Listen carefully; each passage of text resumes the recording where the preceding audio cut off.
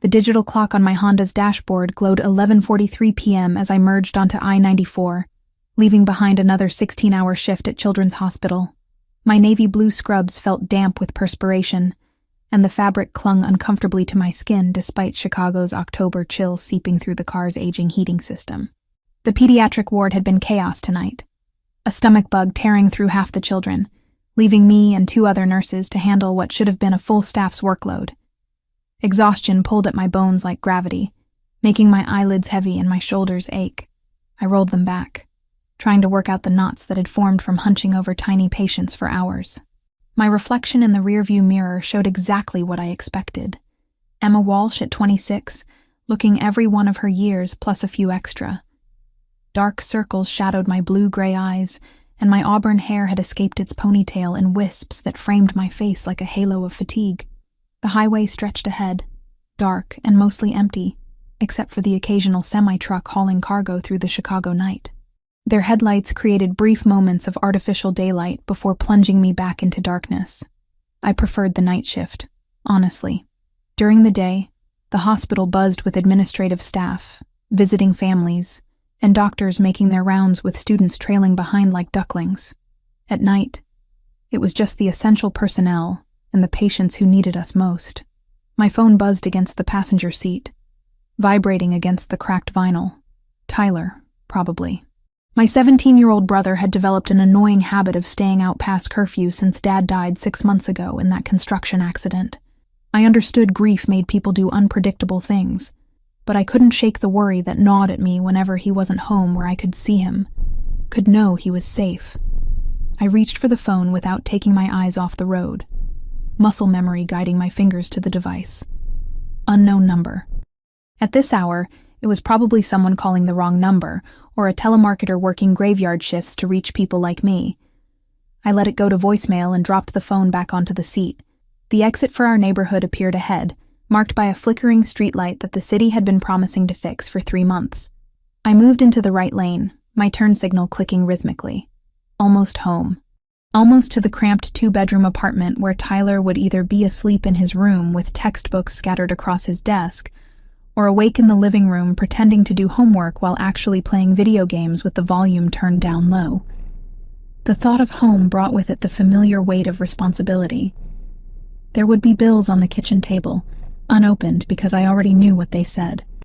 Past due notices from the electric company, the credit card I'd maxed out paying for Dad's funeral, the student loans that followed me like shadows, no matter how many double shifts I picked up. Tomorrow, I had an interview for a weekend position at a private clinic, which would bring my total weekly work hours to somewhere around 70. That's when I felt it. A subtle pulling sensation in the steering wheel, like an invisible hand was trying to guide the car left toward the median. I gripped the wheel tighter, knuckles going white against the worn steering wheel cover. The pulling intensified, and my heart rate spiked as I realized something was very, very wrong with my car. The tire pressure monitoring system should have warned me, but the light had been broken for months. Just another repair I couldn't afford.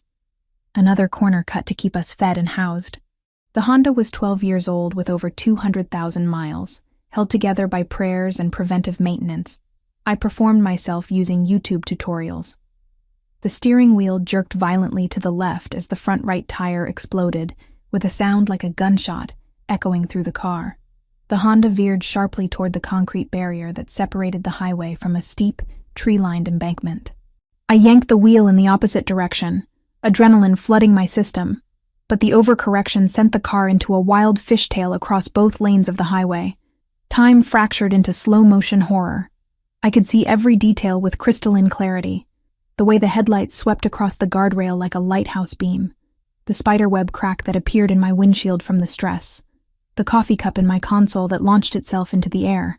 My medical training kicked in, and part of my mind began cataloging potential injuries, even as I fought for control. The car hit the guardrail at a 30-degree angle, metal screaming against metal in a shower of sparks that lit up the darkness like the 4th of July. The Honda's front end crumpled, but the momentum carried us through the barrier and over the edge of the embankment. Then I was airborne, suspended in a moment of terrible weightlessness, where gravity hadn't yet remembered I existed. The world turned upside down. Glass exploded around me as the Honda rolled once, twice, 3 times down the 40-foot slope. My body slammed against the seatbelt with each rotation, and I felt something pop in my left shoulder. The airbag deployed with a bang that left my ears ringing, the chemical smell of the inflator mixing with the metallic taste of blood in my mouth. The car finally came to rest against a cluster of oak trees with a sound that would be etched into my nightmares forever. Assuming I lived to have nightmares. The engine made horrible dying sounds before falling silent, leaving only the tick of cooling metal and the drip of fluids I didn't want to identify. When the chaos stopped, I was hanging upside down, suspended by my seatbelt like a broken marionette. Blood from a cut on my scalp dripped steadily onto the crumpled roof below me, each drop creating a small crimson splash on the beige fabric. My left arm hung at an unnatural angle, sending bolts of white-hot agony through my shoulder with every heartbeat. The dashboard lights had gone out, but moonlight filtering through the shattered windshield provided enough illumination to assess my situation. It wasn't good. The driver's side door was compressed against a tree trunk, and the passenger side had buckled inward from the rolling. I was trapped in a metal coffin 50 feet down from the highway, where the sound of my crash had been swallowed by the night. Then I smelled it. Gasoline. Sweet and cloying and absolutely terrifying in the confined space. The fuel tank had been compromised, and I could hear a steady dripping sound that made my heart race with panic. Every breath brought more of the fumes into my lungs, and I knew that a single spark could turn my metal coffin into a crematorium. I tried to reach for my seatbelt release with my right hand, but my fingers felt disconnected from my brain, clumsy and unresponsive. Shock was setting in. I realized with the detached part of my mind that stayed clinical even in crisis. Blood loss, trauma, possible concussion. I needed medical attention, and I needed it fast. "Help!" I tried to call out, but my voice came out as barely a whisper. My throat felt raw and damaged, either from the impact or from breathing in airbag chemicals. I tried again, louder this time. "Help me!" The sound seemed to die just feet from the car, swallowed by the trees and the distance to the highway above. No one would hear me. No one would even think to look down here. Tyler would eventually call when I didn't come home. But by then, the gas fumes would either have overcome me or turned me into a fireball. The thought of my brother coming home to an empty apartment, wondering where I was, waiting for someone who would never walk through the door again, gave me a surge of desperate strength. I had to get out. I had to survive. Tyler had already lost our parents. He couldn't lose me, too. I was reaching for the seatbelt again when I heard it. Footsteps on gravel, heavy and purposeful, picking their way down the embankment with careful precision. Hope flared in my chest like a struck match. Someone had seen the accident, had stopped to help. I was going to be okay. "Help," I managed to croak, putting all my remaining strength behind the word. "I'm trapped down here." The footsteps stopped directly beside what remained of the driver's side window. I couldn't turn my head enough to see clearly without sending lightning bolts of pain down my spine, but I caught a glimpse of expensive leather shoes. Italian leather, if I had to guess, polished to a mirror shine that reflected the moonlight. Not the steel-toed boots of a construction worker, or the practical sneakers of someone just trying to help. These were shoes that cost more than I made in a month. "Jesus Christ," a voice said, and it was like velvet wrapped around steel, deep and controlled, with an accent that definitely wasn't Chicago, something smoother, more refined, East Coast maybe, or European influence. "What the hell were you doing out here?" It wasn't really a question directed at me, more like he was having a conversation with himself, trying to piece together how a pediatric nurse had ended up upside down in his vicinity at nearly midnight on a Friday. I heard the crunch of safety glass under his feet as he moved to get a better angle, assessing the situation with what sounded like professional efficiency. "Sir, please," I whispered, my voice barely audible even to my own ears. "I can't feel my left arm. The car smells like gasoline." Silence stretched between us, filled only by the continued dripping of fuel and the distant hum of traffic on the highway above. Then, so quietly I almost missed it, he spoke again. This wasn't an accident. I woke to sunlight streaming through floor-to-ceiling windows and the soft murmur of voices speaking in a language that definitely wasn't English. My body felt like I'd been hit by a freight train, every muscle aching in ways I didn't know were possible. The bed beneath me was impossibly soft, wrapped in sheets that felt like silk against my skin. Nothing like the rough cotton ones I'd bought at Target 3 years ago and still used at home. Home. Tyler. The memory of the accident came flooding back in vivid detail. The tire exploding, the car rolling down the embankment, the smell of gasoline, and then him, the man with the expensive shoes, and the velvet voice who'd said it wasn't an accident. I tried to sit up and immediately regretted it, as pain shot through my left shoulder like lightning. My arm was in a sling, professionally bandaged, and when I touched my head, I found more bandages covering what felt like stitches along my hairline. I wouldn't move too quickly if I were you. The voice came from the corner of the room, and I turned my head carefully to find its source. A man in his early 60s sat in an expensive-looking chair, a medical bag at his feet, and a kind smile on his weathered face. You've suffered a concussion, 3 cracked ribs, and a dislocated shoulder. You're lucky to be alive, Miss Walsh. He knew my name. How did he know my name? I tried to speak, but my throat felt like sandpaper. The doctor, because he was obviously a doctor from the way he moved and spoke, noticed my distress and poured water from a crystal pitcher into a matching glass. Small sips, he instructed, helping me hold the glass with my good hand. The water was ice cold and tasted better than anything I'd ever experienced. I'm Dr. Castellano. I've been taking care of you for the past 14 hours. 14 hours. Tyler would be frantic by now. I had to call him, had to let him know I was alive. I looked around the room, taking in details that seemed to belong in a luxury hotel rather than a hospital. Mahogany furniture, original artwork on the walls, and windows that looked out over manicured gardens that stretched as far as I could see. Where am I? I managed to croak. Dr. Castellano exchanged a glance with someone behind me. I turned as much as I could without aggravating my injuries, and felt my breath catch in my throat. A man stood near the doorway, arms crossed over a chest that filled out a charcoal gray suit like it had been tailored specifically for his body, which, given the obvious quality of the fabric, it probably had been. He was tall, maybe 6'2", with black hair styled in a way that looked effortless, but probably cost more than my monthly rent. His skin had an olive tone that suggested Mediterranean heritage, and his eyes were the most unusual shade of gray blue I'd ever seen.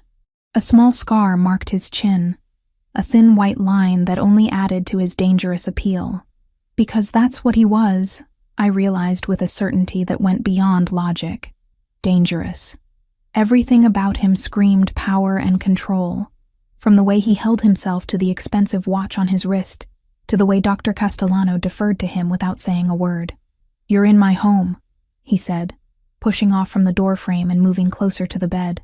His voice was exactly as I remembered from the accident, smooth and controlled with that hint of an accent I still couldn't place. You're safe now. My home. Not a hospital. Not a hotel. His home. I looked around the room again with new eyes, taking in the personal touches I'd missed before. Family photos on the dresser, too far away for me to make out faces. A leather-bound book on the nightstand with a bookmark halfway through. This was a guest room, but in someone's private residence. I need to call my brother, I said, trying to project more strength than I felt. He'll be worried sick, already taken care of. The man moved to the window, hands clasped behind his back as he looked out over the grounds. Tyler Walsh, 17 years old, junior at Lincoln Park High School. He's been informed that you were in an accident and are recovering safely. He believes you're at Northwestern Memorial. Ice flooded my veins. He knew about Tyler. Not just his name, but his age. His school. How? Why? And what did he mean Tyler believed I was at the hospital? Who are you? I demanded, though demand might have been too strong a word for the whisper that came out of my damaged throat. He turned from the window, and those unusual eyes fixed on mine with an intensity that made me want to look away. I didn't. Something told me that showing weakness to this man would be a mistake I might not survive. My name is Salvatore Romano, he said, as if that should mean something to me. When I didn't react with recognition, something that might have been amusement flickered across his features. And you, Emma Catherine Walsh, are exactly who I thought you were. Dr. Castellano cleared his throat discreetly. If you'll excuse me, Mr. Romano, I should check on the young lady's bandages. Salvatore nodded once, a gesture of dismissal that the doctor accepted without question. As he approached the bed with his medical bag, I noticed his hands shaking slightly. Not from age or illness, but from something else. Fear, maybe. Or nervous respect for the man who'd just left us alone. Your injuries are healing well, Dr. Castellano said, unwrapping the bandage on my head with practiced efficiency. The cut required 12 stitches, but it was clean, no sign of infection. The shoulder will take longer, but you'll have full range of motion eventually. How long do I have to stay here? I asked, wincing as he prodded at the stitches. That's not my decision to make, he replied carefully. And there was something in his tone that sent another chill through me. Mr. Romano will discuss that with you when you're feeling stronger. When he finished his examination, Dr. Castellano packed his instruments with the same nervous efficiency he'd shown throughout the visit. I'll be back this evening to check on you again. Rest, drink plenty of fluids, and don't try to get up without assistance. He paused at the door, looking back at me with something that might have been pity. Miss Walsh, Mr. Romano is not a man to be trifled with. My advice would be to listen carefully to what he tells you, and remember that his protection comes with expectations. Then he was gone, leaving me alone in the luxurious prison that Salvatore Romano called a guest room. I sat in the silence for several minutes, trying to process everything that had happened. The accident, waking up in a stranger's home, the ominous warnings about protection and expectations. I managed to swing my legs over the side of the bed, biting back a groan as my ribs protested the movement. The room spun for a moment, but I breathed through it and waited for my vision to clear. A silk robe had been laid out on the chair beside the bed, along with clothes that definitely weren't mine. Designer jeans in exactly my size. A cashmere sweater in deep blue. Even underwear still in packaging from brands I recognized but couldn't afford. How did he know my size? How long had I been unconscious? And why did Salvatore Romano have a complete wardrobe waiting for me like he'd been expecting my arrival? I made it to the window on unsteady legs, using the wall for support. The view outside took my breath away. Manicured gardens stretched for acres, complete with fountains and walking paths that disappeared into groves of mature trees. In the distance, I could see the outline of what looked like a tennis court and a swimming pool that belonged in a resort magazine. But it was the men that made my blood run cold. They were stationed throughout the grounds, trying to look casual but failing miserably. Black suits, earpieces, the telltale bulge of weapons concealed under their jackets. I counted at least 8 from my vantage point, and I suspected there were more I couldn't see. This wasn't a home. This was a fortress, and I wasn't a guest recovering from an accident. I was a prisoner who just didn't know what crime I'd committed yet. The door opened behind me, and I didn't need to turn around to know who had entered. The very air in the room seemed to change, becoming heavier, more charged with an energy that made the hair on my arms stand up. You should be resting, Salvatore said, his voice closer than I'd expected. He'd moved silently across the room, and now stood just a few feet behind me. I needed to see where I was, I replied, not turning around. If I was going to be a prisoner, I wasn't going to cower. Nice view. Very secure. A soft chuckle came from behind me. Security is a necessity in my line of work. And what line of work is that, exactly? Construction, he said smoothly. I build things. Create stability where there was none before. I finally turned to face him, using the window frame for support. He was holding a manila folder, thick with papers that I somehow knew contained information about me. About my life, my work, my family. The thought made me sick. You have 15 men with guns watching your garden, I said. That's not construction. That's something else entirely. Those gray-blue eyes studied me with renewed interest. You're observant. Most people in your situation would be too grateful to be alive to ask uncomfortable questions. I'm a nurse, I replied. I notice details. It keeps my patients alive. And what details have you noticed about me, Emma? The way he said my name, soft and intimate like we were old friends instead of strangers, made something flutter in my chest that I absolutely did not want to examine. I've noticed that you have a file on me. I've noticed that you knew exactly what size clothes to buy.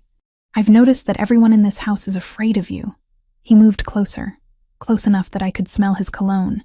Expensive, with notes of cedar and something darker that I couldn't identify. Close enough that I had to tilt my head back to maintain eye contact. "You can't leave," he said simply. "Not until I'm sure you're not in danger." Danger from what? His jaw tightened almost imperceptibly. "From whoever tried to kill you last night." 3 days in Salvatore Romano's mansion felt like 3 weeks. The luxury was suffocating in its perfection. Every meal arrived on bone china that probably cost more than my monthly salary, prepared by a chef whose name I never learned, but whose food tasted like it belonged in a 5-star restaurant. The clothes that appeared in the walk-in closet each morning fit me perfectly, from Italian designer jeans to cashmere sweaters in colors that complemented my complexion in ways my Target wardrobe never had. I should have been grateful. Instead, I felt like a doll being dressed and fed by an invisible hand, my every need anticipated before I could voice it. The gilded cage was still a cage, no matter how beautiful the bars. "You're not eating," Salvatore observed from across the dining room table. It was large enough to seat 12, making the intimate breakfast feel absurdly formal. He sat at the head like a king, immaculate in a navy suit that probably cost more than Tyler's entire college fund. I pushed the eggs Benedict around my plate, my appetite non-existent despite the exquisite presentation. "I'm not hungry. You need to keep your strength up. Your body is still healing." "My body would heal just fine at home," I replied, finally meeting his gaze. Those gray-blue eyes studied me with the same intensity they had for the past 3 days, like I was a puzzle he was determined to solve. "Home isn't safe for you right now." "So you keep saying, but you haven't explained why." I set down my fork with more force than necessary, the sound echoing in the cavernous room. "You said someone tried to kill me. Who? Why? And don't give me another vague non-answer about danger." Salvatore was quiet for a long moment, his fingers drumming silently against the pristine white tablecloth. When he finally spoke, his voice carried a weight that made my skin prickle with unease. "Your father owed money to some very dangerous people, Emma. $80,000 in gambling debts and loans he took out to pay for your mother's cancer treatments." The words hit me like a physical blow. Dad had always been careful with money, almost obsessively so after Mom's medical bills started piling up. The idea that he'd been gambling, borrowing from loan sharks, felt impossible to reconcile with the man who taught me to balance a checkbook when I was 12. "You're lying," I whispered. But even as I said it, pieces began falling into place. The mysterious phone calls he'd taken in another room, the way he'd grown increasingly stressed in the weeks before the construction accident, the cash he'd somehow found to keep us afloat when his disability payments weren't enough. I wish I were. Salvatore reached into his jacket and withdrew a photograph, sliding it across the table toward me. "This is Victor Kozlovsky. He's the man your father borrowed from." The photo showed a middle-aged man with pale skin and cold eyes, standing outside what looked like a nightclub. He was unremarkable in every way, except for the cruelty that seemed to radiate from his expression, even in a still image. "Russian?" I asked, though I already knew the answer. "Bratva, the most ruthless branch of organized crime in Chicago." Salvatore's jaw tightened. "When your father died, that debt transferred to you. Victor has been patient, but patience has limits." My hands started to shake, and I pressed them flat against the table to hide the tremor. $80,000.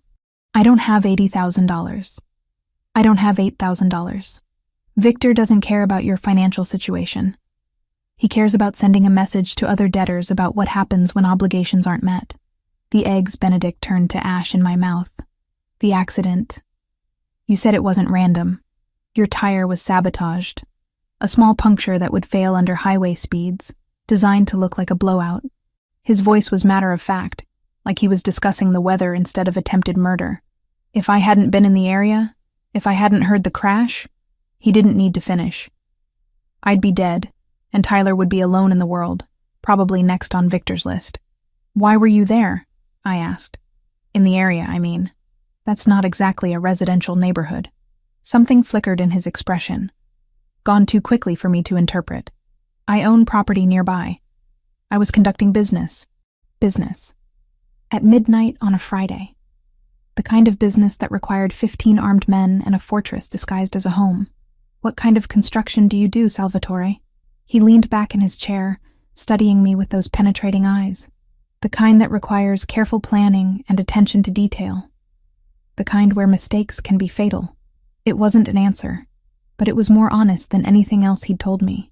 I appreciated the acknowledgement that we both knew his construction company was a front for something darker.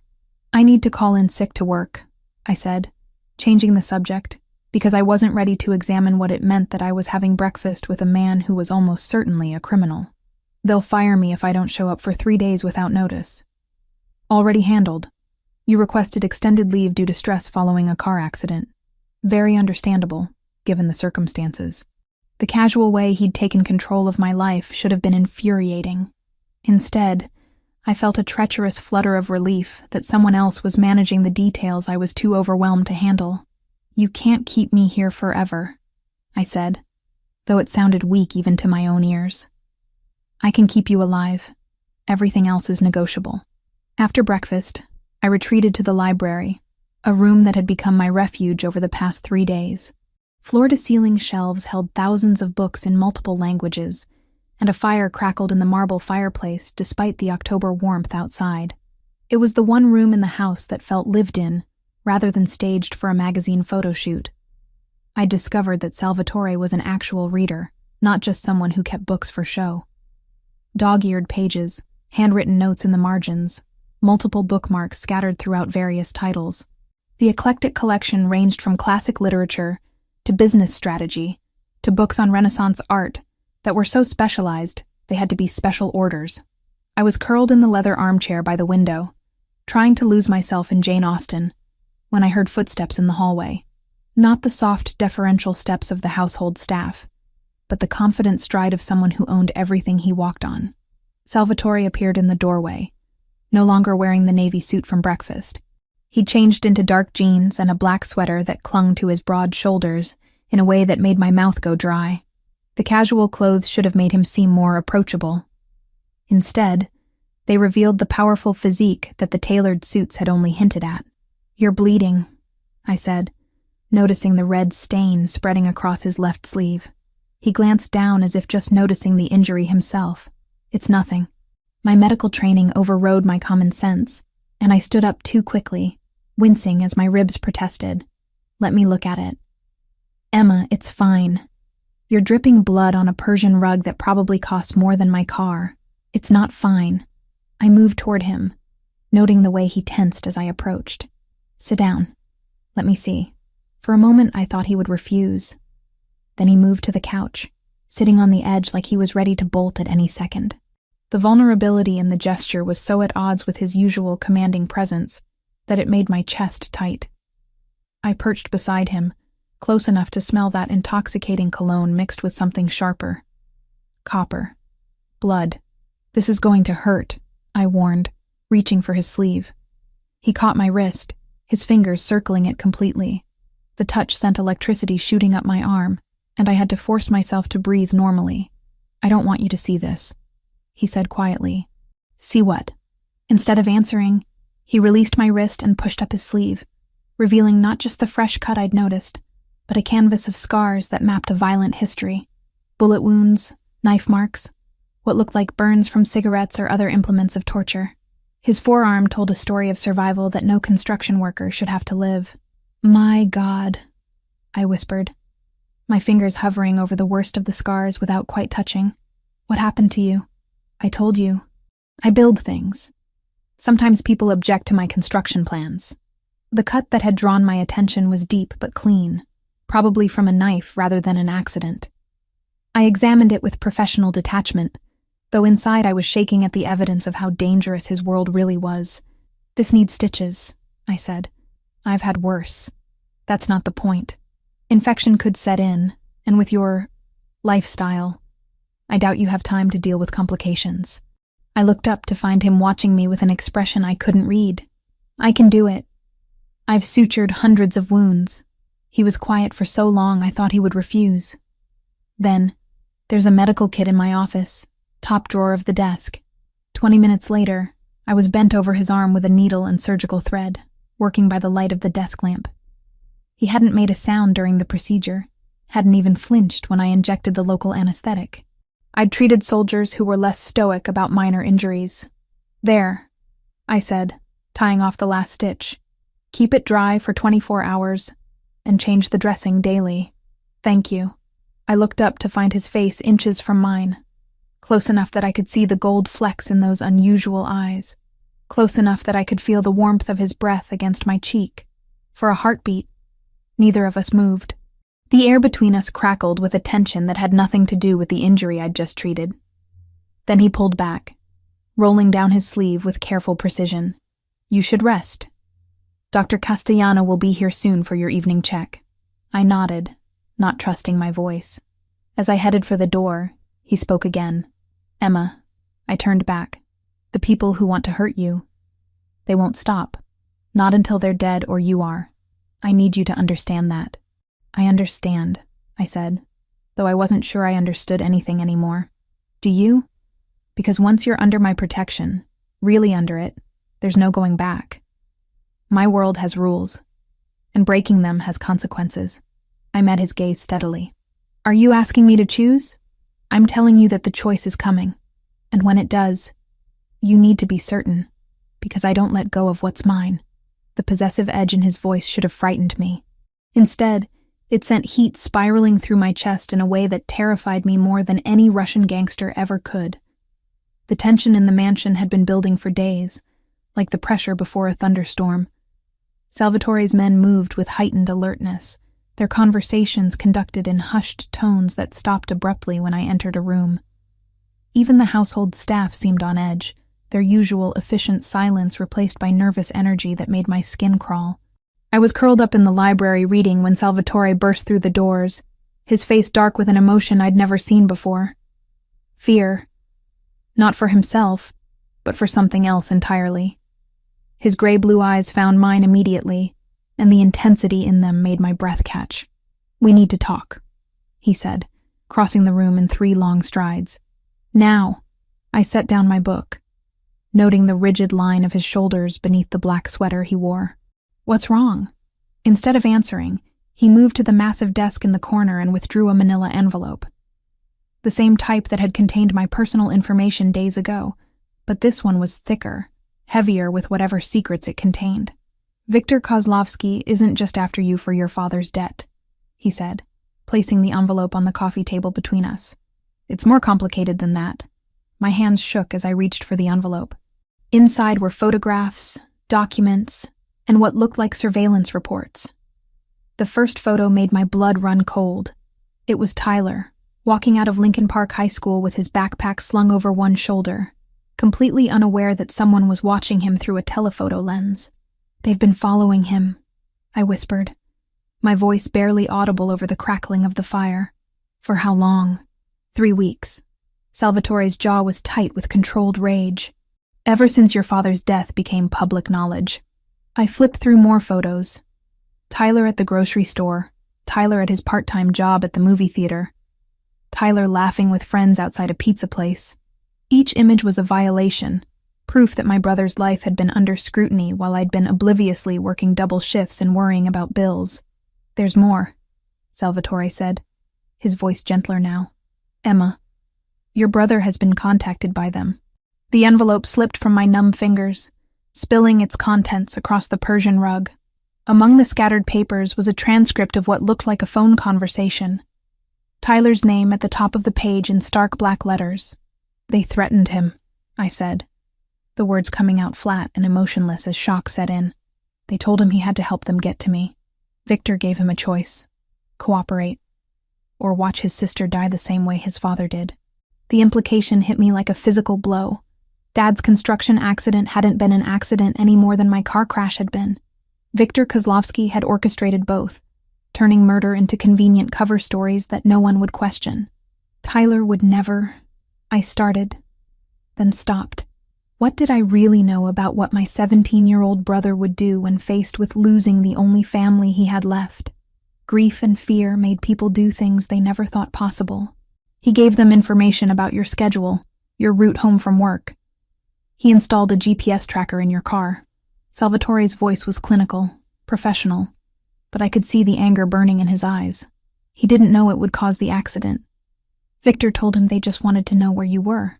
I closed my eyes, trying to process the betrayal. And Tyler, my baby brother who I'd raised since he was 14, who I'd sacrificed everything to protect, had handed me over to killers because he was scared. The rational part of my mind understood why he'd done it, but my heart felt like it was being torn apart. Where is he now? I asked. Safe, for the moment.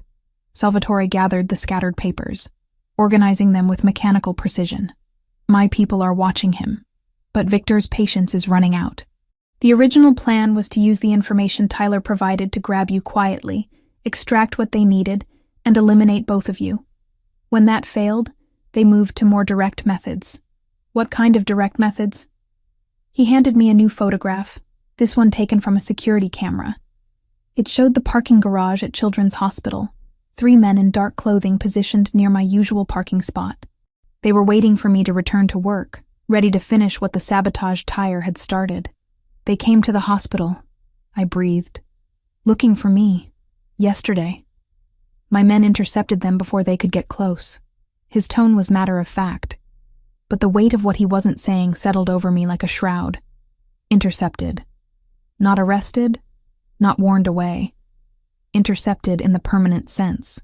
You killed them. I protected what's mine. The possessive declaration should have terrified me. Instead, it sent heat spiraling through my chest, a treacherous warmth that had nothing to do with the fire crackling in the marble hearth. I'm not yours, I said. But the words lacked conviction. Salvatore moved closer, close enough that I could smell his cologne, could see the gold flecks in those storm-gray eyes. Aren't you? You're in my house, eating my food, wearing clothes I bought for you.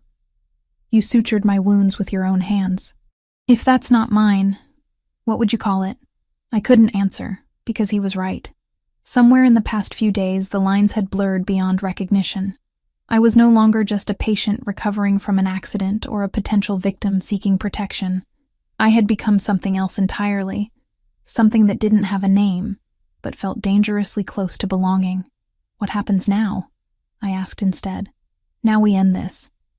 Victor thinks you're dead or hiding. As long as he believes that, Tyler is safe. But eventually he'll realize his original plan failed and start looking for alternatives. Alternatives like torturing my brother until he tells them where I am, among other things. His expression darkened. Victor Kozlovsky isn't known for his restraint when business doesn't go according to plan. I stood up abruptly, pacing to the window that overlooked the gardens. The sun was setting, casting long shadows across the manicured grounds.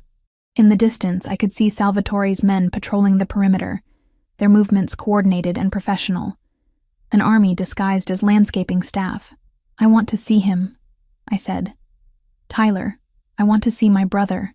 That's not possible right now. I spun around to face him. Why not? You said he was safe. Safe, yes. But bringing him here would compromise the security of this location, and taking you to him would put you both at risk. The reasonable explanation did nothing to ease the ache in my chest. Tyler was probably terrified, probably blaming himself for what had happened to me, and I couldn't even call him to let him know I was alive. He thinks I'm dead, doesn't he? The realization hit me like a punch to the gut. The hospital, Northwestern Memorial. They told him I died from my injuries. Salvatore's silence was answer enough. You let my brother think I'm dead. The words came out as a shout. Months of stress and fear and exhaustion boiling over into rage. He's 17 years old, and you let him believe he lost the only family he had left. It was necessary, Salvatore said calmly, though I could see tension in the set of his shoulders. Victor's people are watching Tyler closely. Any sign that you survived would put him in immediate danger. So what's the plan? I stay hidden forever while my baby brother grieves for a sister who isn't actually dead? The plan is to eliminate the threat. Permanently. The quiet finality in his voice sent a chill down my spine. This wasn't a business negotiation or a territorial dispute. This was war, and Victor Kozlovsky had made the fatal mistake of targeting someone under Salvatore Romano's protection. You're going to kill him, I said. Not a question. I'm going to end a problem that should have been resolved months ago. He moved to pour himself a whiskey from the crystal decanter on the sidebar, the amber liquid catching the firelight like liquid gold. Victor crossed a line when he involved you and Tyler. That kind of mistake requires a permanent solution. I should have been horrified by his casual discussion of murder. Instead, I felt a savage satisfaction that someone was finally going to make Victor pay for what he'd done to my family. The emotion scared me more than Salvatore's threats ever could. What about Tyler? When this is over, what happens to him? He'll be taken care of. College, living expenses, protection if he needs it. Your father's debt dies with Victor. And me. Salvatore set down his glass and crossed the room until he was standing directly in front of me. His hand came up to cut my cheek, thumb tracing the line of my cheekbone with surprising gentleness. You already know the answer to that question, Emma. He was right. I did know. In the space between one heartbeat and the next, I'd crossed a line I couldn't uncross.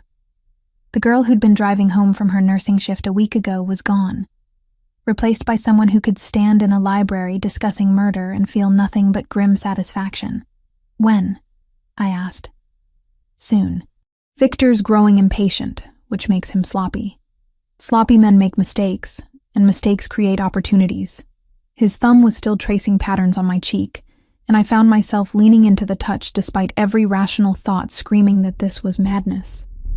He was a killer, a criminal, a man whose world was built on violence and fear. But he was also the man who'd pulled me from a burning car, who'd protected me when I had nowhere else to go, who'd made Viktor Kozlovsky's elimination a personal mission because someone had dared to threaten what he considered his. You could walk away, he said quietly. After this is over, I could arrange new identities for you and Tyler. Clean slate, new city, enough money to start over anywhere you wanted. But you don't want me to walk away. No, he admitted, his voice rough with an emotion I couldn't identify. I don't. Why? Instead of answering with words, he leaned down and kissed me. It wasn't gentle or tentative. It was claiming, possessive, a brand that marked me as thoroughly as any signature on a contract. I should have pulled away, should have maintained the boundaries that kept me safe from his dangerous world. Instead, I kissed him back, pouring months of loneliness and fear and desperate need into the connection between us. When we finally broke apart, both of us were breathing hard, and I could see my own desperation reflected in his storm-gray eyes. Anyone who touches you dies, he said against my lips, the words both promise and threat. Anyone who hurts you pays in blood. From now on, you're mine, Emma Walsh, and I protect what's mine. I should have been terrified by the possessive declaration, by the casual way he discussed murder, by the knowledge that I was falling for a man whose hands were stained with blood. Instead, I felt safer than I had since the night my father died, wrapped in the dangerous protection of someone who would burn the world to keep me alive. The knock on my bedroom door came at 2:14 a.m., sharp and urgent. I'd been lying awake for hours, staring at the ceiling and replaying the kiss from earlier. My lips still burned from the memory of Salvatore's mouth on mine, from the possessive way he'd claimed me with nothing more than a touch. Emma. His voice came through the heavy oak, tight with controlled panic. I need you to get dressed. Now. I threw on jeans and a sweater, my heart hammering as I opened the door to find him fully clothed despite the hour. His usual immaculate appearance was slightly disheveled, dark hair falling across his forehead, and there was something in his storm-gray eyes that made my blood run cold. What's wrong? I asked, though part of me already knew. The careful balance we'd maintained was about to shatter. Tyler's here, he said simply. The words hit me like a physical blow. What do you mean he's here? He's downstairs, in my office, and he's not alone. I pushed past him, heading for the stairs, but his hand caught my arm gently but firmly. Emma, wait. There's something you need to understand before you see him. Let go of me. The words came out harder than I'd intended, months of worry and fear bleeding into my voice. I need to see my brother. He came here voluntarily, Salvatore continued, not releasing his grip. With Victor's men. He thinks he's making a trade. The hallway tilted around me, and I had to grab the banister for support. A trade for what? You. He believes if he delivers himself to me, Victor will let you live. The cruel irony of it made me want to laugh or cry or scream. Tyler thought he was saving a sister who was already dead, sacrificing himself for someone who was safe in the very house he'd just entered as a prisoner. "Does he know?" I whispered. "That I'm alive?" "No." "And Emma?" Salvatore's jaw tightened. "He's not the only one who thinks you're dead. Victor's people are convinced they succeeded in the car crash. Tyler coming here, trying to negotiate for your life, confirms their success in their minds. So what happens now? Now we have a problem. I can't let Victor's men leave alive, not after they've seen this location. And I can't let Tyler go back to them knowing what he knows about my operation." The implication hung in the air between us like a blade. Tyler had walked into a trap of his own making, and now 3 lives hung in the balance because of a misunderstanding that could have been avoided if I'd been allowed to contact him days ago. "I want to see him," I said firmly. "Emma, think about this. If Tyler sees you alive, if he realizes what's really been happening, it changes everything. The grief, the guilt he's been carrying, the decision to sacrifice himself for you, all of it becomes meaningless in an instant." "Good," I snapped. "Let it be meaningless. Let him stop blaming himself for something that wasn't his fault." Salvatore studied my face for a long moment, then nodded once. "Stay behind me. Don't say anything until I give you permission. These men are armed and desperate, which makes them dangerous even in my own house." We descended the stairs in silence, passing through the elegant hallways that had become familiar over the past week. But now they felt different, charged with tension that made every shadow seem threatening. As we approached Salvatore's office, I could hear voices, one of them achingly familiar. "I don't care what you do to me," Tyler was saying, his voice cracking with emotion. "Just tell me she didn't suffer. Tell me Emma died quickly in that crash." My heart shattered. My 17-year-old brother, who should have been worried about college applications and prom dates, was negotiating with killers because he thought his big sister was dead. Salvatore paused at the office door, his hand on the handle. "Remember what I said. Stay behind me. Don't speak." The scene that greeted us was like something from a nightmare. Tyler sat in one of the leather chairs facing Salvatore's desk, his hands zip-tied behind his back, and a purple bruise darkening his left cheek. 2 men flanked him, both wearing the kind of cheap suits that screamed muscle for hire. Their hands rested casually on the guns holstered under their jackets. Tyler looked older than his 17 years, aged by grief and guilt, and the kind of desperate courage that only came from having nothing left to lose. When he saw Salvatore enter, his chin lifted defiantly. "You're Romano," he said. It wasn't a question. "I am." Salvatore moved behind his desk with fluid grace, every inch the predator sizing up his prey.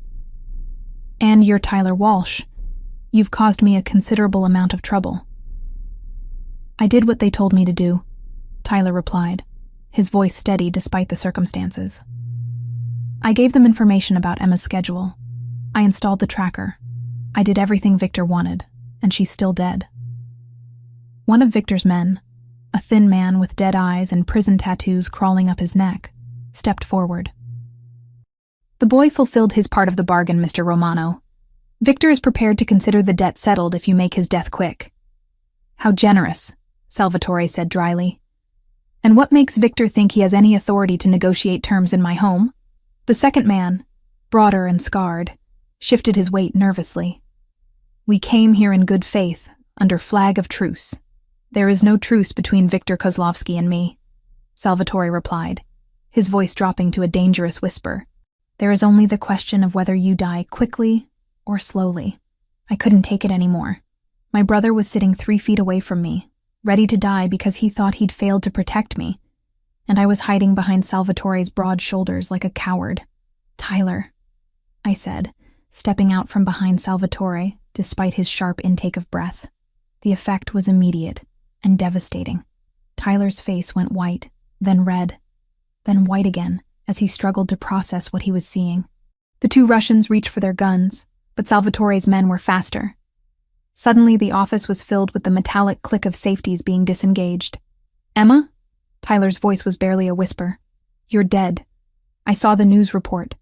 Northwestern Memorial confirmed it." "I'm alive," I said, my own voice thick with tears. I'm alive, and I'm okay. And none of this was your fault. But the tracker, the accident, he was hyperventilating now. Great gulping breaths that made his words come out in gasps. Victor said if I helped them find you, they'd make it quick. They said you were going to die anyway because of Dad's debt. Tyler, listen to me. I started toward him, but Salvatore's hand on my shoulder stopped me. The Russians were still armed, still dangerous, and my brother was in the middle of their kill zone. This is impossible, the thin man snarled. The girl died in the crash. We confirmed it. You confirmed what I wanted you to confirm, Salvatore said calmly. Did you really think I'd let Viktor Kozlovsky murder someone under my protection and walk away? Understanding dawned in Tyler's eyes, followed immediately by a rage I'd never seen in my gentle baby brother. You let me think she was dead, he snarled at the Russians. For weeks you let me believe I'd killed my own sister. The debt still stands, the scarred man said desperately. 80,000, plus interest. The girl being alive doesn't change what's owed. Actually, it changes everything, Salvatore replied. He opened his desk drawer and withdrew a stack of papers, spreading them across the mahogany surface. James Walsh's original loan agreement with Victor. Notice the terms of repayment in case of the borrower's death. I couldn't see the papers from where I stood, but I watched the color drain from both Russians' faces as they read. The debt transfers to surviving family members only if said family members are capable of repayment, Salvatore continued. Emma Walsh is a pediatric nurse making $38,000 a year. Her brother is a minor with no income.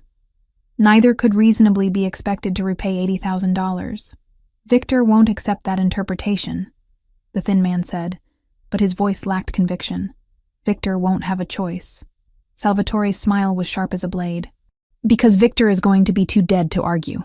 The next few seconds happened so fast I could barely process them. The scarred Russian went for his gun, but Salvatore was faster. The sound of the gunshot was deafening in the enclosed space, and suddenly there was blood spreading across the man's chest as he collapsed. Tyler threw himself sideways out of his chair as chaos erupted. The thin man managed to clear his weapon, but one of Salvatore's guards put 2 bullets in his back before he could fire.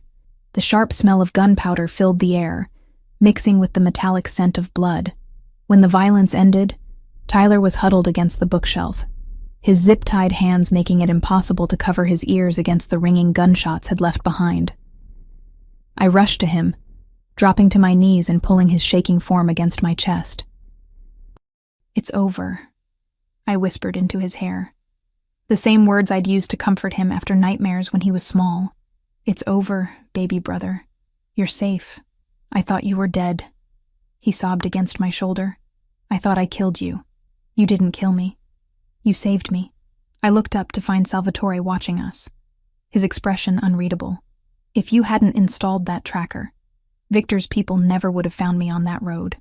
Salvatore never would have been in the area to pull me from the wreckage. It was a generous interpretation of events, but Tyler needed to hear it. He needed to understand that his choice, born of fear and desperation, had ultimately led to my salvation rather than my destruction. Salvatore moved around the desk, careful to avoid the spreading pools of blood, and crouched down beside us. With surprising gentleness, he cut Tyler's restraints with a knife that appeared from nowhere. Your sister is right, he said quietly. Everything you did led to her being under my protection. Victor underestimated the strength of that protection. And now he's going to pay for his mistake. Tyler looked up at him with red-rimmed eyes. Are you going to kill him? Yes. The simple honesty of the answer seemed to steady Tyler in a way that false reassurances never could. He nodded once, accepting the reality of the world he'd stumbled into. Good, he said, and I saw an echo of my own savage satisfaction reflected in his young face. Someone should make him pay for what he did to our family. In that moment, I realized that Tyler and I had both crossed lines we could never uncross. We were no longer the innocent siblings who'd been grieving our father's death and struggling to make ends meet. We were something else now, something harder and more dangerous. We were family to Salvatore Romano, and that meant everything had changed forever. 2 days after the shootout in Salvatore's office, I found myself sitting across from Tyler in the mansion's breakfast room, watching him devour a stack of pancakes like he hadn't eaten in weeks, which, knowing my brother's tendency to forget meals when he was stressed, might have been close to the truth. "These are incredible," he said, around a mouthful of food, gesturing with his fork at the chef's handiwork. "Do you eat like this every day?" "The food is better than our usual," I admitted, sipping coffee from bone china that probably cost more than our monthly grocery budget used to. It felt surreal, this domestic scene playing out in the aftermath of such violence. But Tyler seemed to be adapting to the luxury with the resilience that only teenagers possessed. "Emma," he said, his expression growing serious as he set down his fork. "What you said the other night, about me saving you by installing that tracker. We both know that's not really what happened." I'd been dreading this conversation, but my brother deserved honesty after everything he'd been through. "No, it's not. But Tyler, you were 17 years old, threatened by men who'd already killed our father. You made the only choice you could with the information you had. I betrayed you," he said quietly. "I gave them everything they needed to hurt you, and I did it because I was scared. You were protecting us both the only way you knew how," I countered. "And in the end, it worked out. Because of him." Tyler's gaze flicked toward the doorway where Salvatore had appeared, dressed in his usual immaculate suit, despite the early hour. Because he was there when you needed him. Salvatore entered the room with that fluid grace that never failed to make my pulse quicken. He poured himself coffee from the silver service, the domestic action at odds with the controlled violence I'd witnessed just days before. "How are you feeling, Tyler?" he asked, settling into the chair at the head of the table. The question was casual, but I could see him assessing my brother with those sharp gray-blue eyes. "Better," Tyler replied. "Confused, but better. Emma says you've been protecting us both. Protection comes with a price," Salvatore said carefully. "I need you to understand that." I tensed, recognizing the tone. This wasn't a casual breakfast conversation. This was negotiation.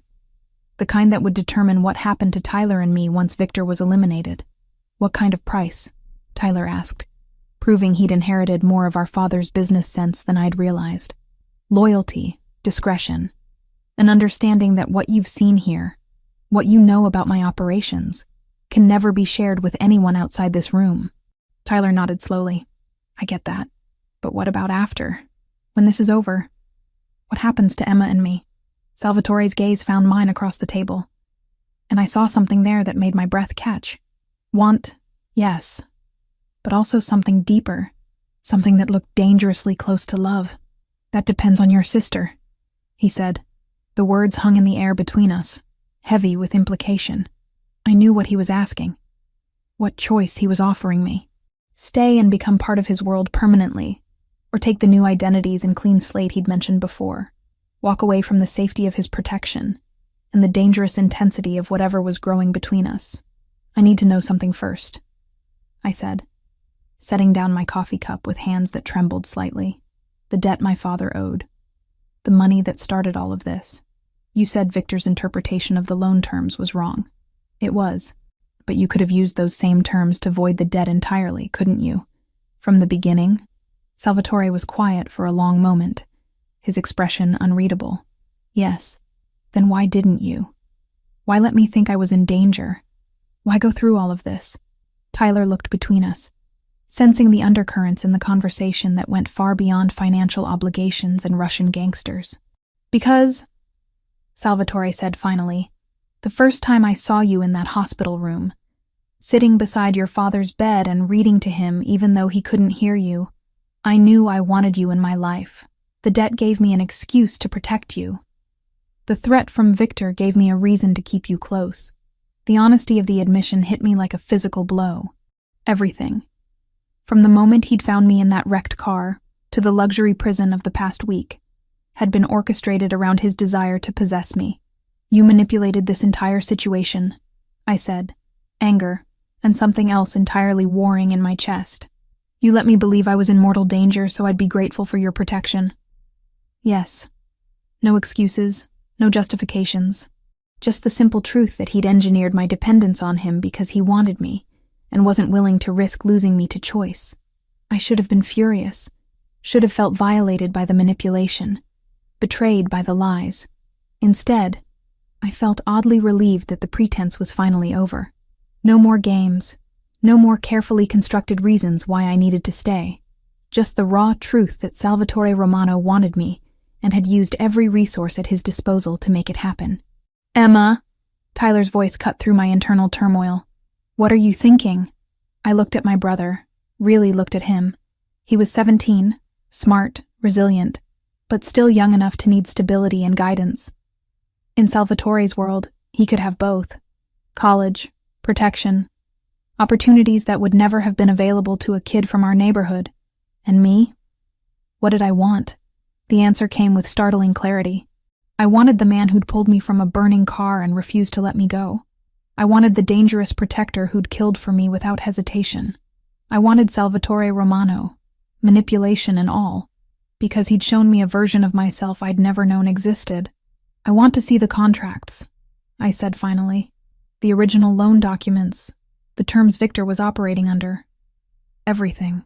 Salvatore nodded and left the room, returning minutes later with a thick manila folder. I spread the papers across the breakfast table, Tyler leaning over my shoulder as I read through the legal jargon. It was all there, exactly as Salvatore had said. The debt had been James Walsh's alone, non-transferable upon death, unless surviving family members had both the means and legal obligation to assume it. Neither Tyler nor I qualified on either count. "Victor knew this," I said, looking up at Salvatore. "He had to know the debt wasn't legally enforceable against us." Of course he knew. But Victor's never been particularly concerned with legal niceties. He saw an opportunity to expand his territory and took it, using your father's death as an excuse to eliminate potential threats to his operations. Threats like you. Threats like me. I closed the folder and pushed it away, my decision crystallizing with each heartbeat. "Tyler, how do you feel about Northwestern University? Full scholarship, all expenses paid." My brother's eyes widened. "Are you serious?" "Very serious. But it would mean accepting that our lives have changed permanently. No going back to our old apartment, our old struggles. You'd be under Salvatore's protection, which means following his rules." Tyler looked at Salvatore with a maturity that broke my heart. "What kind of rules?" "The kind that keep you alive and successful," Salvatore replied. "Good grades, smart choices, loyalty to family. The same rules Emma will follow as my wife." The word hung in the air like a challenge. Wife. Not girlfriend, not lover, not temporary arrangement. Wife, with all the permanence and commitment that implied. "Is that a proposal?" I asked, my voice steadier than I felt. "It's a statement of intent." His gray-blue eyes held mine with unwavering intensity. "I don't share what's mine, Emma, and I don't let go. I should have demanded romance, should have insisted on courtship and declarations of love. But this wasn't a fairy tale. And Salvatore Romano wasn't a prince. He was a king in his own dark kingdom, and he was offering me a crown. "Tyler?" I asked, giving my brother veto power over a decision that would affect both our lives. He was quiet for a long moment, studying Salvatore with the careful attention our father had taught him to give important decisions. Finally, he nodded. "I think," he said slowly, "that you've been taking care of me my whole life. Maybe it's time someone took care of you." "Then I guess I have my answer," I said, looking directly at Salvatore. "Yes."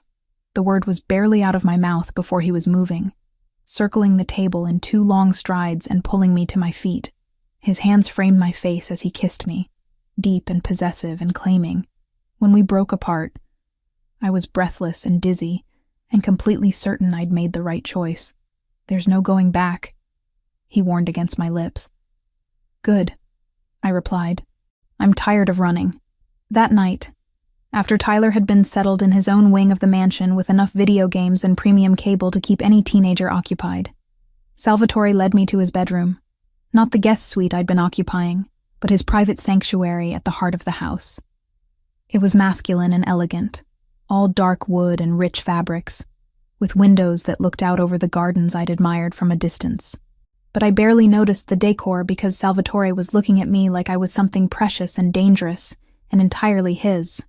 "You're not just mine," he said, echoing words from days before. "I'm yours too, Emma Walsh. Heart, soul, and everything in between." When he kissed me this time, it was different. Not the desperate claiming of before, but something deeper. A promise. A vow. A sealing of the bargain we'd struck over breakfast coffee and brutal honesty.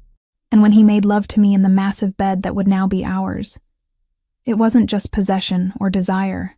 It was belonging, the kind that went bone deep and changed everything it touched.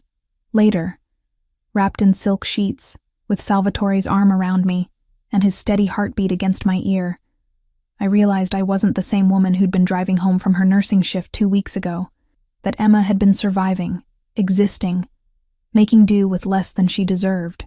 This Emma had everything: protection, luxury, love that came with sharp edges and absolute devotion. Most importantly, she had choice. Not the illusion of choice, but real power in a partnership with someone strong enough to handle whatever she brought to the table. No regrets? Salvatore asked quietly, his fingers tracing patterns on my bare shoulder. Only one, I replied, lifting my head to meet his gaze. That it took a car accident to bring us together. His smile was sharp and satisfied. I would have found another way. I told you, Emma. I don't let go of what's mine.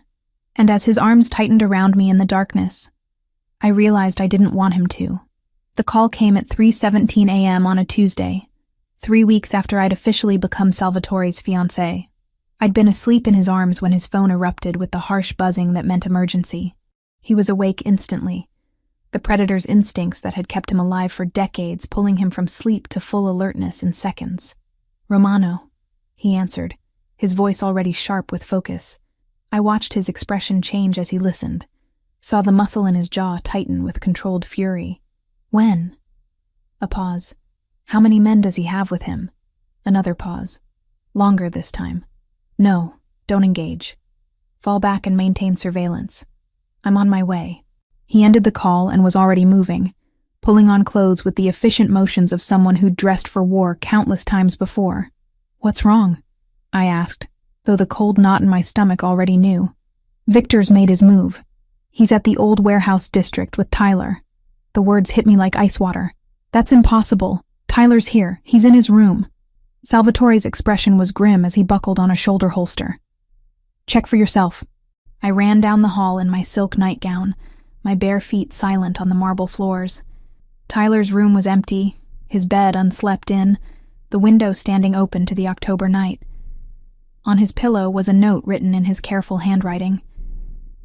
"I'm sorry. I have to fix this. Victor contacted me tonight. He says if I come alone, he'll end the debt and leave you both alone forever. I know you'll try to stop me, but this is my choice. I love you, Em. Take care of yourself." "He's 17 years old," I said, when Salvatore found me standing frozen in Tyler's doorway. "He still thinks he can fix this by sacrificing himself. Victor's counting on that. He knows Tyler feels guilty about his role in your accident. He's using that guilt to draw him out." I turned to face him, noting the tactical vest he now wore beneath his jacket, the additional weapons that had appeared on his person. "You're going after him. We're going after him," Salvatore corrected. "This ends tonight, Emma. One way or another. I'm not trained for this kind of thing," I protested, though I was already moving toward our bedroom to find clothes more appropriate for a rescue mission than silk lingerie. "You're a trauma nurse who's been learning to shoot for the past 3 weeks.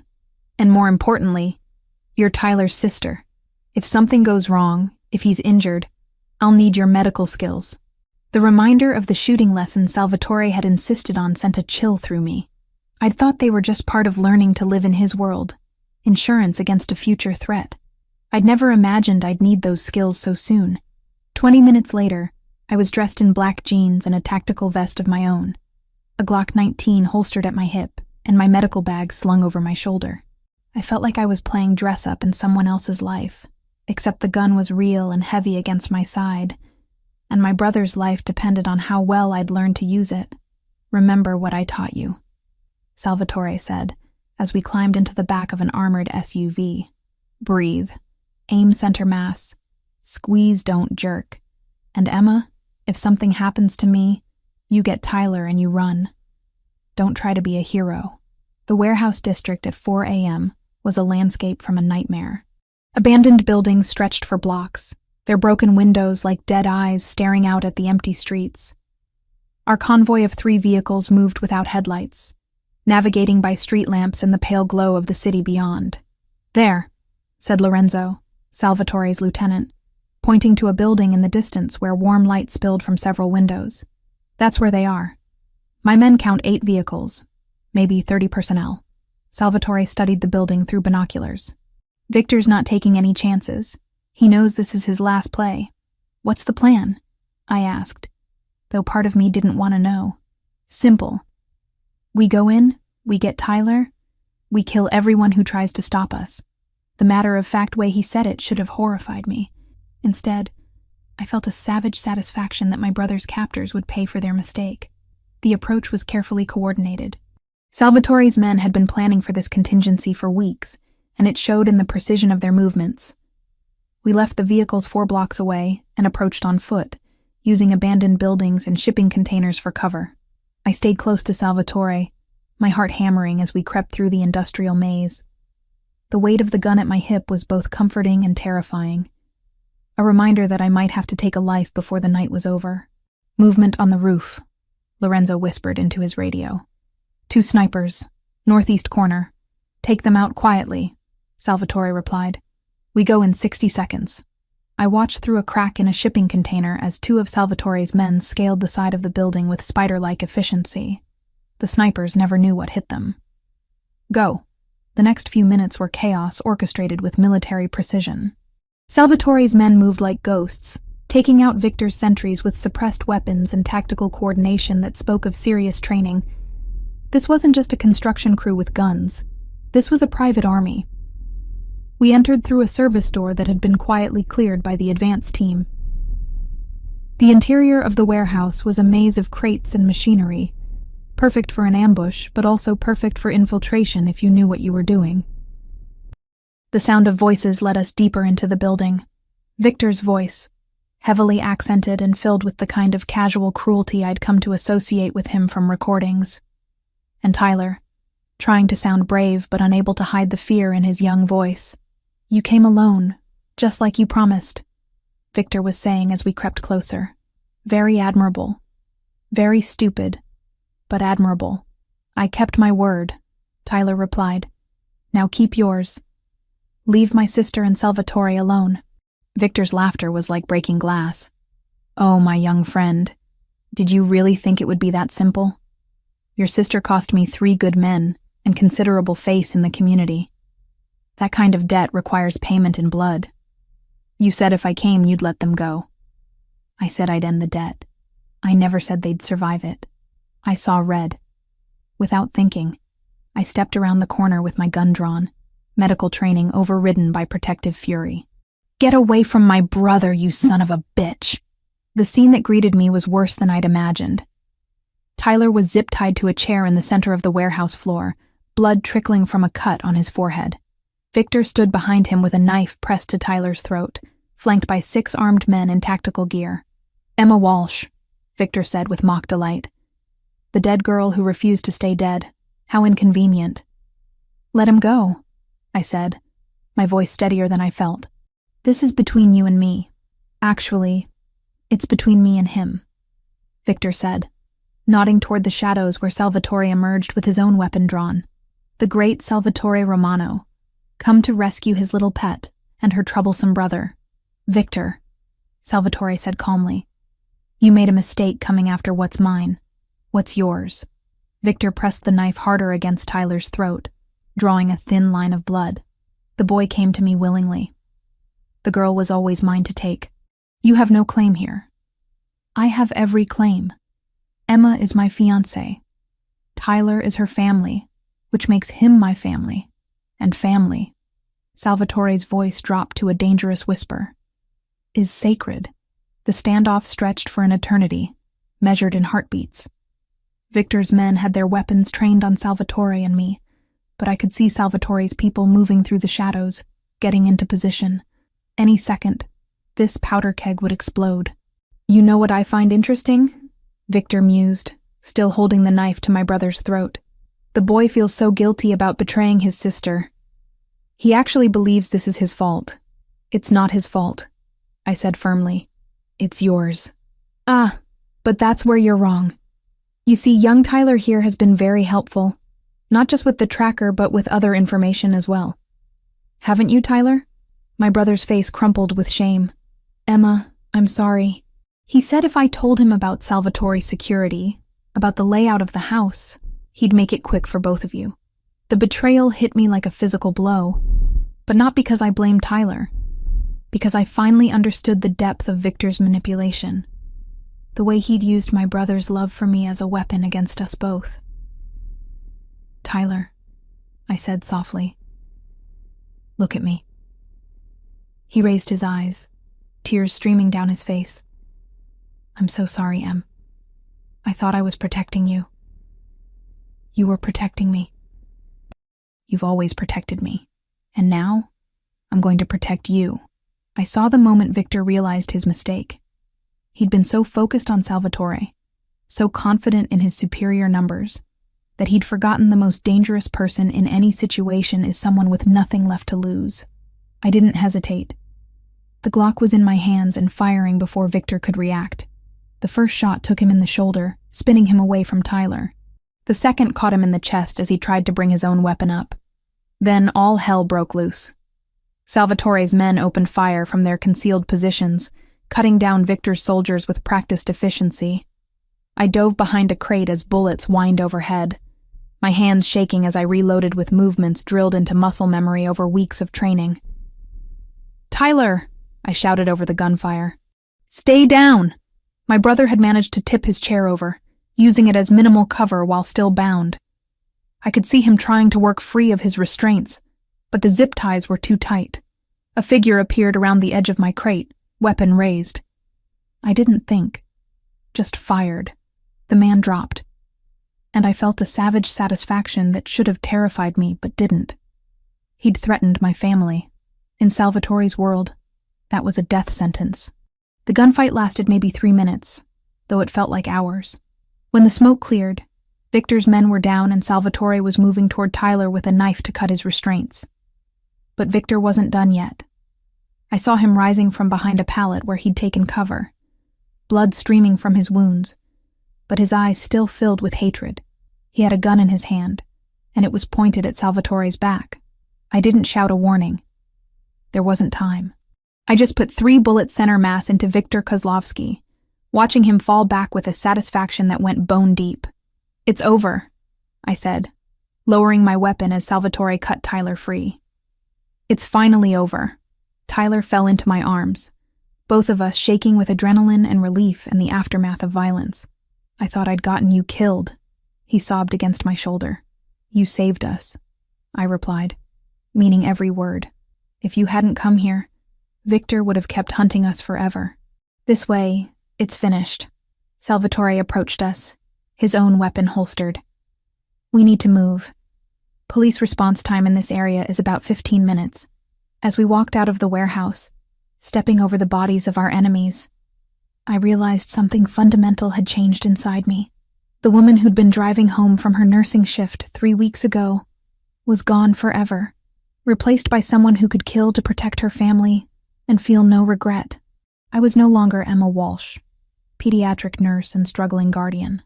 I was Emma Romano, the future wife of a man who ruled through violence and fear, and I was exactly where I belonged.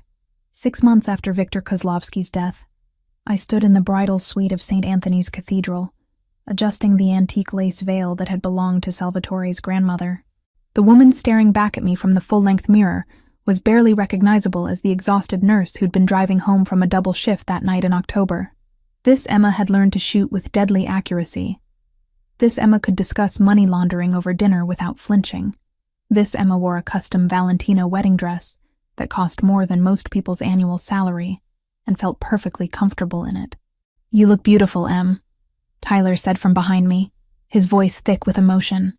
He'd grown 3 inches in 6 months and filled out with the kind of confidence that came from knowing he was protected by one of the most powerful families in Chicago. Northwestern University had accepted him early admission with a full scholarship, courtesy of the Romano Foundation's educational initiative. You clean up pretty well yourself, I replied, turning to admire my brother in his perfectly tailored tuxedo.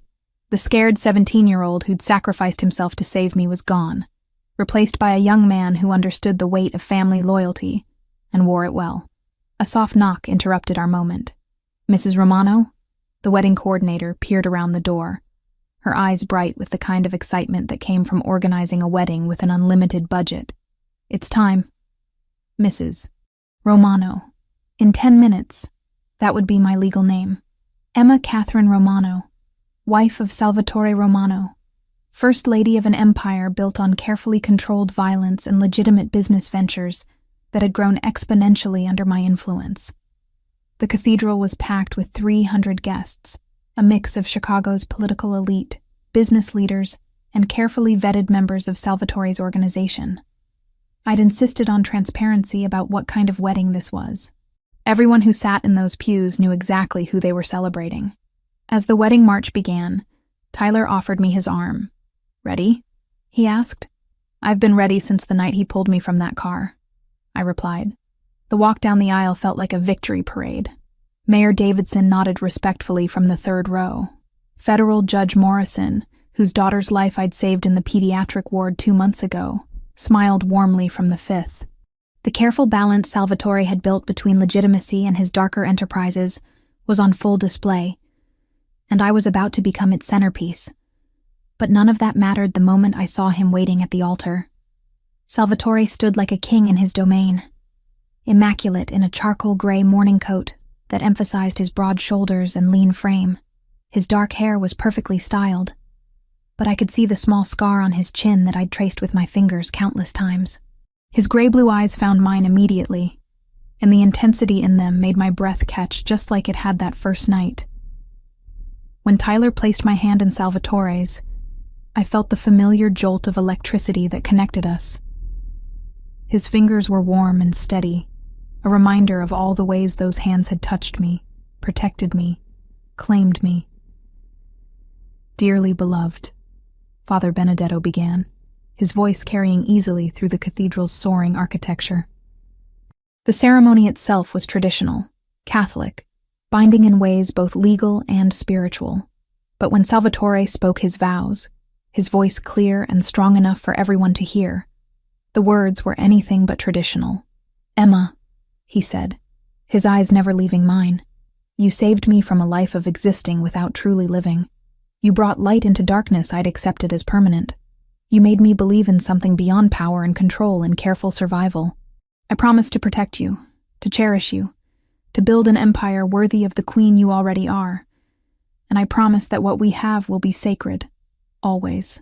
My own vows were equally unconventional. "Salvatore, you didn't just rescue me from that car. You rescued me from a life too small for what I was meant to become. You showed me strength I didn't know I possessed, courage I'd never needed before. I promise to stand beside you, to be your partner in everything we build together. And I promise that no matter how dangerous our world becomes, you'll never face it alone." When Father Benedetto pronounced us husband and wife, Salvatore's kiss was both gentle and possessive, a claiming that made my toes curl in my designer heels. The cathedral erupted in applause, but all I could hear was the thundering of my own heart. The reception was held at the Palmer House, the ballroom transformed into something from a fairy tale with orchids and candlelight and enough security to protect a head of state. I danced with my new husband to a string quartet's rendition of "At Last," feeling like I was floating in the protective circle of his arms. "Any regrets, Mrs. Romano?" he asked as we swayed together, oblivious to the hundreds of guests watching our every move. "Only that it took a car accident to bring us together," I replied, echoing words from months before. "Though I suppose some things are worth the wait. I would have found another way," he said seriously. "I told you before, Emma. I don't let go of what's mine." During dinner, Tyler gave a speech that had half the room in tears. He talked about second chances and family loyalty, and the man who'd given us both a future neither of us had dared to dream of. When he finished, he raised his champagne glass in a toast. "To my sister Emma, who taught me that sometimes the most dangerous thing you can do is trust someone completely. And to Salvatore, who proved that sometimes the most dangerous people are exactly the ones worth trusting. To new beginnings and old traditions, and to a family that chooses loyalty over everything else. Later, as the evening wound down and guests began to leave, I found myself on the hotel's terrace with Chicago spread out below us like a glittering kingdom. Salvatore appeared beside me, having shed his formal jacket and loosened his tie. Even disheveled, he looked like he could rule the world. "Satisfied with your wedding, Mrs. Romano?" he asked, sliding his arms around me from behind. "Satisfied with my husband," I corrected, leaning back against his chest. "The wedding was just a party, an important party. 300 witnesses to the fact that Emma Walsh is dead and gone, and Emma Romano has taken her place." He was right. The woman who'd worked 16-hour shifts to pay rent on a crumbling apartment, who'd worried about Tyler's college prospects and her father's unpaid debts, had died in that car crash. The woman who'd emerged from Salvatore's protection was someone else entirely. "I have something for you," he said, pulling a small velvet box from his pocket. Inside was a key, antique and ornate, clearly from somewhere significant. "What's this for?" I asked, though something told me I already knew. "The Children's Hospital of Chicago is opening a new wing next month, the Emma Romano Pediatric Center.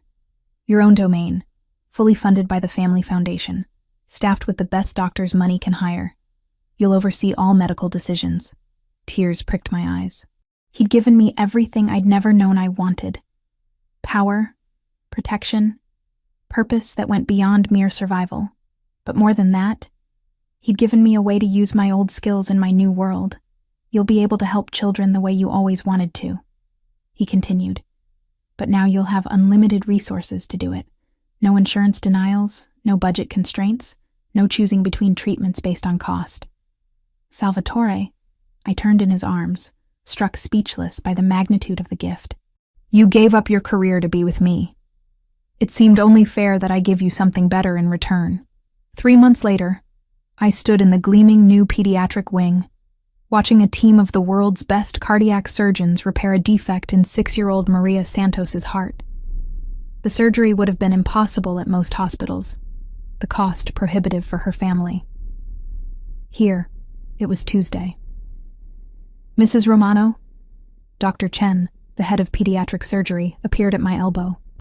"The Martinez family is here for their consultation. Are you ready?" I nodded, smoothing my white coat over the designer dress beneath. The title felt as natural now as Emma Romano did. I'd become someone who could authorize million-dollar treatments with the same ease as ordering lunch, someone whose word was law in this sterile kingdom of healing. "Mrs. Romano," little Jimmy Martinez said when I entered the consultation room. He was 8 years old with leukemia, and eyes that were too old for his face. "Are you really going to make me better?" "We're going to try our very best," I promised, crouching down to his level. "And we have the best doctors in the world here just for you." That evening, I came home to find Salvatore in his study, reviewing reports from his various enterprises. The legitimate businesses had tripled their revenue since our marriage, partly because of my organizational skills, but mostly because Emma Romano opened doors that had been closed to Salvatore alone. "Good day?" he asked, pulling me onto his lap as I settled into the familiar routine of sharing our separate but connected work. "Maria Santos's surgery was successful. Jimmy Martinez starts treatment next week. And we're breaking ground on the research facility in January." I curled against his chest, breathing in the cologne that had become my favorite scent in the world. "What about you?" "The Port Authority approved our construction bid. The new shipping facility will be operational by summer." He didn't need to spell out what kind of shipments would be moving through Romano facilities. I'd learned not to ask questions I didn't need answers to. "Tyler called," I said. "He's made Dean's List again, and he's bringing someone home for Thanksgiving." "Someone?" "Her name is Sarah. Pre-med, honor society. Apparently everything he talks about lately." I smiled at the thought of my baby brother in love. "He wants your permission to bring her to family dinner." "Of course." Salvatore's arms tightened around me. "She'll need to be vetted, naturally. Background check, family history, the usual security measures." I'd learned that the usual security measures for Romano family members were extensive enough to rival FBI clearances. But Sarah would pass. Tyler had good instincts about people, and he'd never bring someone dangerous into our world. "There's something else," I said, my voice carefully neutral. "Dr. Castellano wants to schedule a consultation next week. Salvatore went very still beneath me. What kind of consultation? The kind that involves discussing prenatal vitamins and birthing centers. I pulled back to meet his eyes. Seeing the moment, understanding dawned. I'm pregnant, Salvatore. 8 weeks. The expression that crossed his face was unlike anything I'd ever seen before. Wonder, protectiveness, joy, and a vulnerability that made my chest tight. His hand moved immediately to my still flat stomach, spreading wide as if he could feel the life growing there. You're sure? He asked quietly. Dr. Castellano ran the test twice. We're having a baby. He kissed me then, deep and claiming and reverent all at once. When we broke apart, his eyes were bright with unshed tears. A baby, he repeated, like he was testing the words. Our baby. Are you happy? I asked, though the answer was written all over his face. Happy doesn't begin to cover it. His thumb traced circles on my stomach. She'll be perfect. Beautiful and strong and completely protected from anything that could hurt her. She? Instinct. His smile was soft and wondering. And if I'm wrong, he'll be just as perfect. That night, as we lay in our bed with Chicago glittering beyond the windows and Salvatore's hand resting protectively over our unborn child, I thought about the woman I'd been before the accident. She'd been surviving, making do, accepting less than she deserved because she didn't know anything better existed. This woman, Emma Romano, had everything. A husband who would kill for her without hesitation. A brother thriving under protection and opportunity. Work that mattered. Resources to help anyone who needed it. And now, a child who would grow up knowing nothing but love and safety and power. No regrets? Salvatore asked quietly, echoing our wedding night conversation. Only one, I replied, settling deeper into his embrace. That it took me 26 years to find you. He laughed softly. I would have waited longer if necessary. Some things are worth any price. And as his arms tightened around me and our child, I knew he was right. The girl who'd been trapped in that burning car had died in the wreckage. The woman who'd emerged from Salvatore Romano's protection had been reborn into a life bigger and more dangerous and more beautiful than anything she'd ever imagined possible. I was exactly where I belonged. Finally, completely, forever home.